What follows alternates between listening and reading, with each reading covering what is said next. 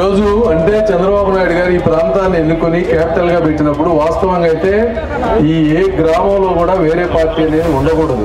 వాస్తవంగా అయితే జగన్మోహన్ రెడ్డి గారు కొన్ని మాటలు చెప్తే దానికి మోసపోయి తరతరాలుగా వస్తున్న విభేదాలతో గ్రూపులుగా ఉన్నమాట వాస్తవం అయినప్పటికీ కూడా ఇక ముందు మనందరం కలిసికట్టుగా ఉండాలి ఈ గ్రామాల్లో. ఎందుకంటే మీరే చేయకపోతే ఎక్కడ ఆ క్యాపిటల్ వస్తే మొట్టమొదటిగా అభివృద్ధి చెందేది మీరు. పేదవారికి కూడా ఎంతో ఉపాధి కలుగుతుంది. చుట్టుపక్కల ప్రాంతంలో మేము వచ్చిన తర్వాత కూడా పేదవారికి ఇళ్ల స్థలాలు జగన్మోహన్ రెడ్డి గారు ఇచ్చిన ఇళ్ల స్థలాలు ఉంటే వాటన్నిటినీ ఉంచి వాటిలో ఇళ్లు పూర్తయ్యేటట్టు చేసే బాధ్యత మాది.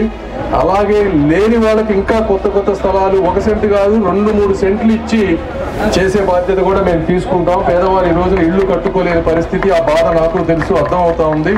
కాబట్టి తప్పకుండా ప్రతి పేదవాడికి ఈ చుట్టుపక్కల ప్రాంతంలో ఇల్లు లేకుండా చేస్తాం. ఎందుకంటే కొంతమంది మాత్రమే బాగుండకూడదు, మనందరం బాగుండాలి. ఏ పేదవాడు కూడా కన్నీరు పెట్టకూడదు. దానికి శ్రావణ్ కుమార్ కానీ నేను కానీ తప్పనిసరిగా